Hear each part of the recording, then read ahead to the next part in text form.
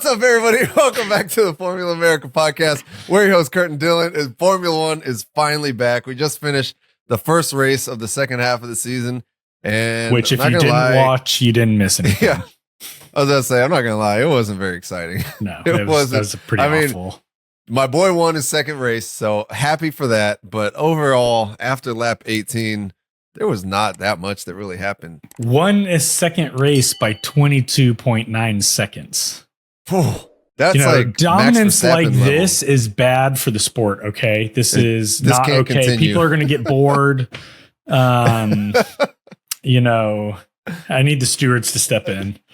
It was shocking because, as always, Lando gets pole, and we've talked about before how Lando is not strong when he starts from the front of the pack. And so Lando continued his form. Immediately, it's like, oh my God. It's like, there goes the race, basically. And him and Oscar both got a pretty bad start. They both wound up getting passed right there at the start. But man, it was wild. And Max got out in front, but just didn't pull away. And next thing you know, that McLaren just came alive. I feel like that car got faster, like as stronger and right. Most cars are going to get faster as the weight goes down, but I feel like theirs got exponentially quicker compared to everybody else around them. I mean, he jogged by Max halfway down that straightaway, and that straightaway is not that long. I mean, Max didn't even put up a defense. Lando was already in front, past him, and back on the driving line before they even got to the braking zone. I think I love the video that came out of Fernando Alonso, basically hands and knees underneath Oscar Piastri's car, just like what is going on here, dude? I mean, it's like they're that fast now. They are. I mean, absolute dominance by Lando this weekend. I say by Lando because Leclerc put up a hell of a fight on Oscar Piastri. I mean, he was doing everything he could to get by him, but Leclerc just held on the whole time. And Max did what Max does. So, Lando, I think, has total dominance, but that McLaren is a rocket ship. It is. But I mean, I think to tell the full story of the weekend and everything that's happened since, we need to start at Saturday, because as soon as I woke up and got on Instagram, all I see is a Williams engulfed in flames, and Logan Sargeant kind of did what Logan Sargeant does for the last time. It was just, of course, again, not like we say this a lot. It was raining. It was mixed conditions. Anybody could have put it in the wall, but it was Logan, as per. And, biffed it so bad that, he didn't even make it to quali because the car was still under repair. Let's talk about it later after we get through the race review. But Logan's out of the Williams officially now for the rest of the season. I think that's been a long time coming. Yeah, for sure. So Logan Sargeant, like you said, the announcement was just made. He has officially been replaced by Franco Colapinto, the first Argentinian in 23 years. Yep. So he's actually a current F2 driver. He's currently 6th in the Formula 2 standings. Yep.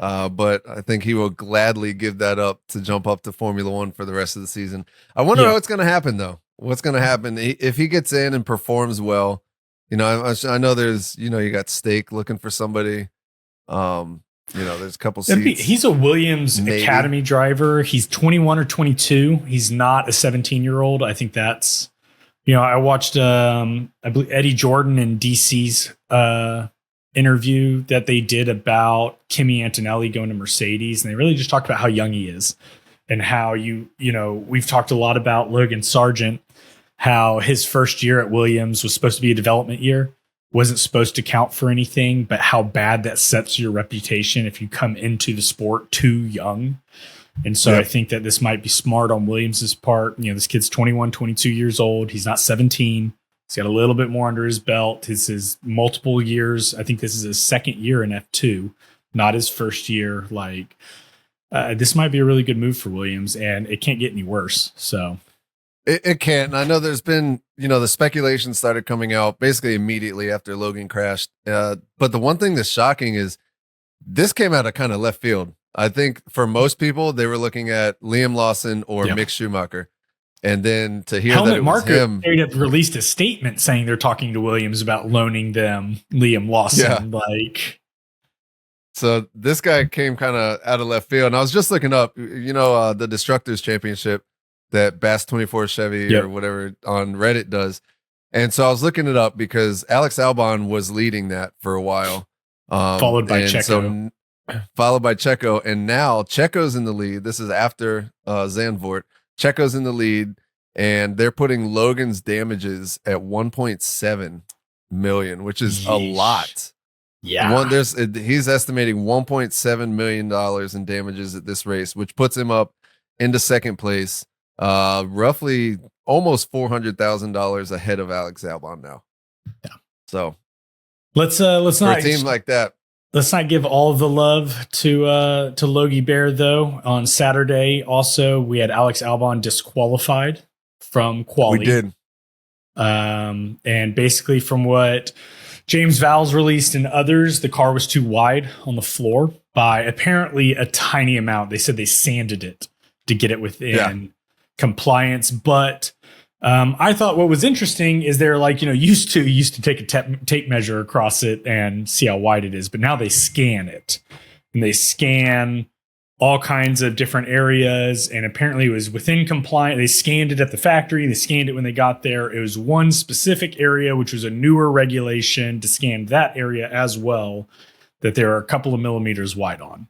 It's like, hey, we literally took some sandpaper to it.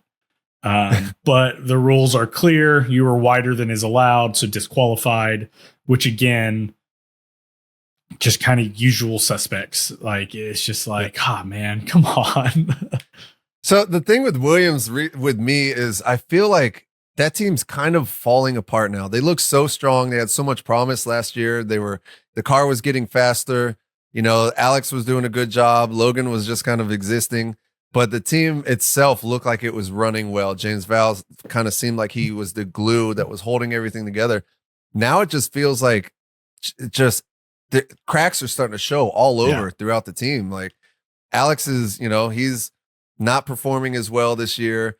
The team, it looks like there's a lot of discontent within the team, especially with James Vowles and Logan Sargeant. James Vowles recently has kind of stopped publicly supporting Logan when for the longest time he was like, hey, looked like he was taking him under his wing and really helping, be a cheerleader for him. But you could just feel it lately. Like there's been cracks within the team. So I don't know what's going on, but I think that just something is starting to rot within that team, and they're definitely on a downward slide.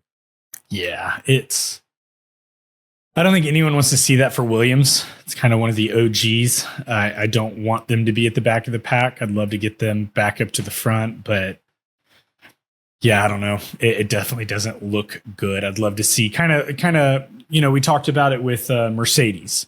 Like the first year of the new regulations, Mercedes seemed to be in a death spiral. Everyone was discontent. It was, boo-hoo, boo-hoo, boo-hoo. And it was just like, ew. And it's fun to watch them on the up and up now. They've still got cracks and things to fix, but the overall perception is positive, and it feels like it's reversed for Williams. It was very positive last year, and this year it's just boo-hoo, boo-hoo, boo-hoo. It's just like, oof, come on, guys. I want you to turn it back around, please. I imagine that's what Carlos is thinking too. He's like, please figure this out before next year. So interesting. So yeah, anyway, we were talking about Saturday. Logan Sargeant put it in the wall. We went to quali, which was other than who went out in Q2. I'm pulling it up. It was Lewis Hamilton went out in Q2. Danny Rick, Yuki Tsunoda. That was kind of a surprise, I think, with them going out, especially Lewis. But then it's kind of business as usual from there on. I think the thing that caught me the most off guard and was fortuitous to Sunday is that those final laps of Q3, Max came around. He put it up on Q1. Lando had been up there in provisional pole. Max put it on provisional pole by a couple of thousandths. It wasn't much. And then all of a sudden Lando came around and put it on pole by 0.4 of a second. It was like, oof. Uh-oh. Yeah. That's a lot. That might be a problem. Yeah. Normally up there in the first couple spots, they're not separated by that much. But yeah, to see him that far out in head, you're like, all right, we might have something here. Let's see what goes on Sunday. So yeah, and then Sunday, it was a boring race. I mean, I've got a couple of points we can talk through, but other than, lap 1, Max passes Lando, George Russell passes Piastri, Leclerc was kind of in the fight, and then we settled in. We did. But one thing I would like to talk about is K-Mag, though. Yeah. Because K-Mag was playing defense once again, kind of like, what was that? Was it Miami? When he got the penalties for clearly holding people up. And so you could see it again. And so Alex at one point came over the radio and he's like, it's just so dangerous. But you couldn't really see it on TV. So I went back and I was watching the onboards and you could hear where he's talking to his engineer. He's going through, he's like, he's boxing me in. I don't know why. And his engineer was like, he's making space for Hulkenberg. And then you could see that K-Mag was just kind of putting the car right in the center of the track. He was kind of lifting on places where you normally wouldn't, kind of reminiscent to Fernando Alonso. Remember when he caused that crash with George Russell? Kind of, and at one point he caught Alex off guard. Like it looked like Alex was almost about to run into the back of him. But to see that, it's just like, I don't know. I get it. I understand what he's doing, but I kind of want to see K-Mag race. He's only got a couple more races left. I'd like to see him get out there and actually race. No, I don't think he'll be. I think he understands that too. Although that 5-car pass on him was pretty entertaining. That was awesome. That was pretty. Just out of nowhere, the camera cuts and it's just like a gaggle of cars going down the straight. Even the in the cool down room when they showed that to Max and Leclerc who were sitting there, Lando was still out congratulating. It's just Max and Leclerc, and that popped on the screen. You could tell both of them were like, "Whoa!" That was pretty. It's always impressive to see that many cars in that small amount of real estate on track. But yeah, that was kind of the end for K-Mag right there. And after that, they kind of sailed off. Yeah. So for it being such a great race, I say we jump into our heroes and zeros. I think we'll probably hit most of the talking points. I do have a few. Would you like to start? Sure, I will start. I will start with my zeros. And my first zero, I am going with Williams. Yeah. Logan Sargeant crashed in FP3. Alex Albon had a decent quali, and then a simple rule infringement meant that he was starting from the pit lane, basically. And then, what sucks about that is they came to this track with a lot of updates. They had a new floor, which was out of regs. They had side pods, and they had a new engine cover as well. And he so qualified in 7th place. Their odds at points finish here were good. Yeah. And so, I mean, and the other part that sucks about that is once Logan crashed, that basically red flagged for a while. That kind of ruined their chances at getting a full picture of what this car is doing and what the updates are doing. So that, wasn't the best. And then once Alex got his penalty, that was kind of like their weekend just shot at that point.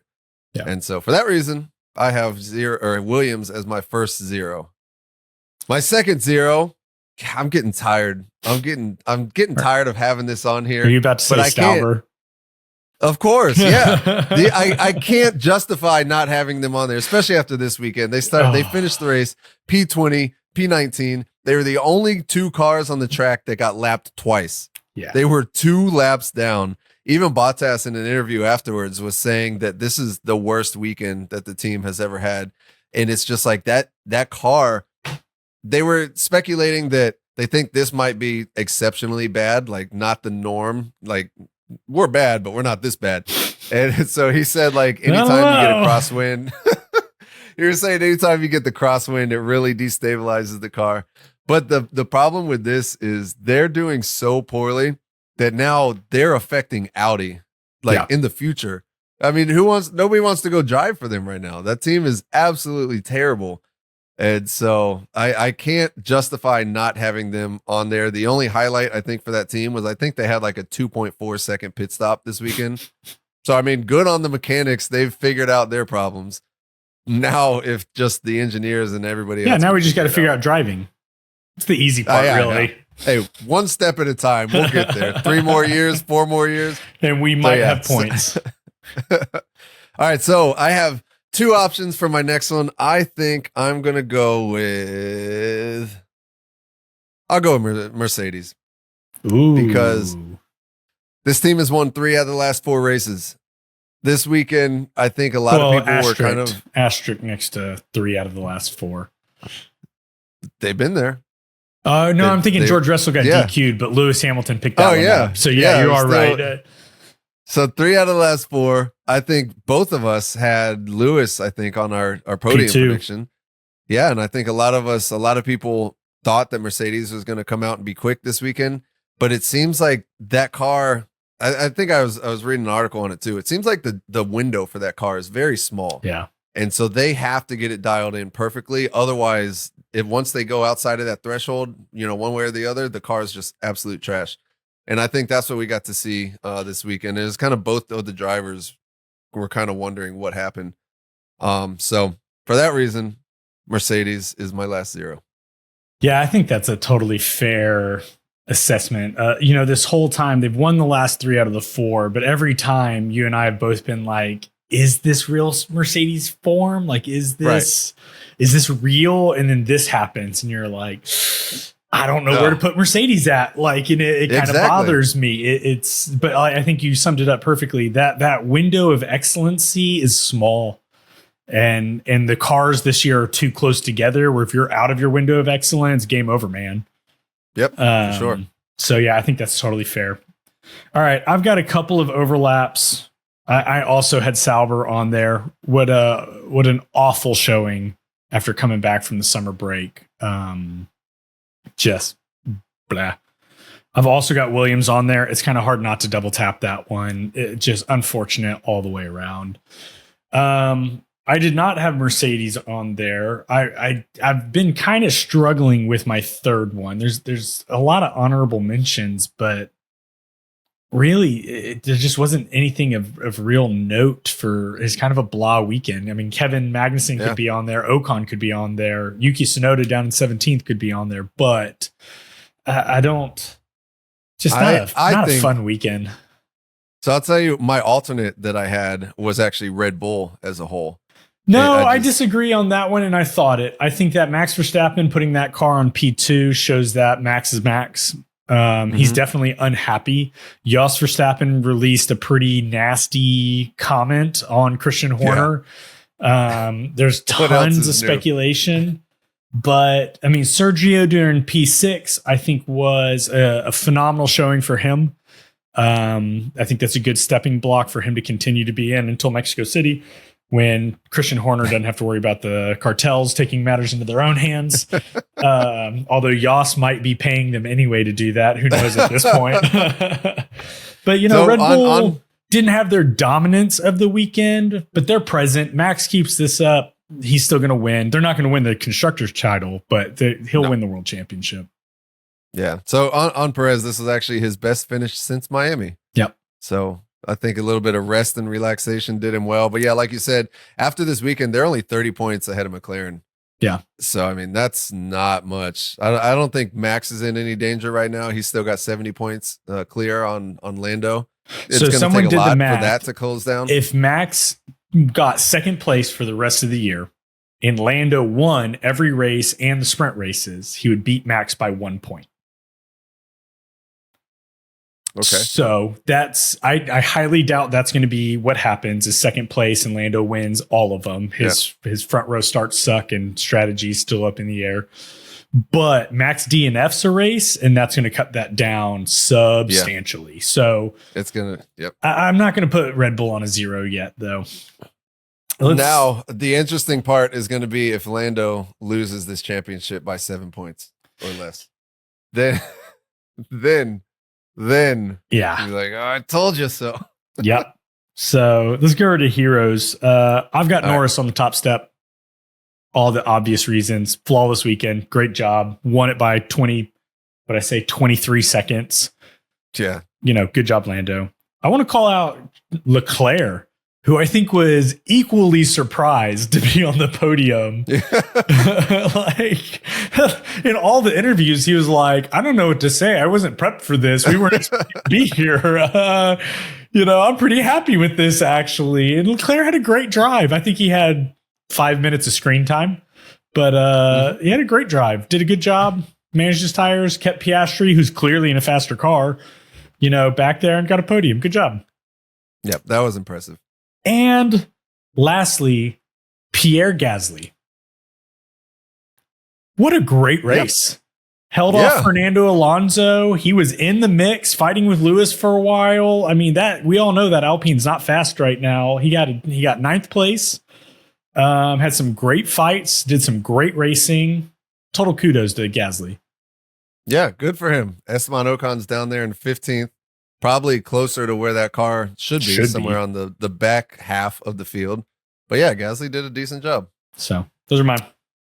So mine, I only had two this weekend. I had Lando and I had Leclerc for the same reasons as you. I went back and forth. Pierre Gasly was like an honorable mention. But yeah, I could definitely see him being there. I couldn't find anything else to do a hero for. That was it. Yeah. That's fair. I after last year's race here, I had high expectations, which was a banger. It was one of my favorite races of the season, and this year it just didn't do it, man. But that's okay. We got Monza. We got a good one coming up. What's that? All right, let's go to the predictions. I am in the lead 34-19. I don't want to hear that. So we're in the Netherlands. Let me type that in. Netherlands. All right. On pole, I had Charles Leclerc. Swing and a miss. Yep. And I took off my Lando Norris to just follow suit and go Carlos Sainz, who got like 4 laps of practice before quali and was nowhere to be seen. Oh, man. In P3, I had Leclerc. In P3, I had Piastri. I cannot believe Leclerc held him off. I was rooting so much for Piastri to get past him. P2, I think we both had Lewis Hamilton. We did. Yep. Yeah, that was a miss. And stupid P1, I had Max. I know you had Norris. I did have Norris, so I got my 1 point for that. And then my wild card was a McLaren DNF. Yes. I had McLaren team orders, ordering Oscar to let Lando by, which didn't happen, but whatever. So we each got 1 point. 1 point. All right, 35-20. I'll keep my spread. I'm cool with that. Damn it. I wish I wouldn't have changed the poll. Yeah, that would have helped you right there. I got too excited. Oh, man. Yeah, that sucks on the point spread, but I will come back eventually. I'm feeling strong for the last half of this season. I'm going to make some good predictions, I think. You're going to be like the Logan Sargeant of predictions. Oh, no. Too soon. Okay, guys. All right. So I think that's going to be it for this one. Like we said, it wasn't too much going on. It was a decent enough race. Lando Norris won, so yay there. But this is the beginning of a doubleheader. So what do we got? Monza coming up this weekend. Got Monza. So I know Ferrari's already said that their drivers are going to be wearing black. I've seen speculation that their car might be black. I don't think so. Ferrari doesn't ever do that. But otherwise, we'll be back in just a few short days with our predictions for that one.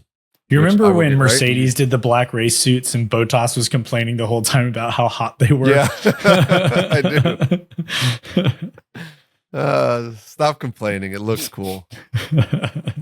All right, guys. Well, I think that might be it, Dylan, unless you got anything else. That's all I got. All right. Well, on that note, stay classy, America. We'll see you next time.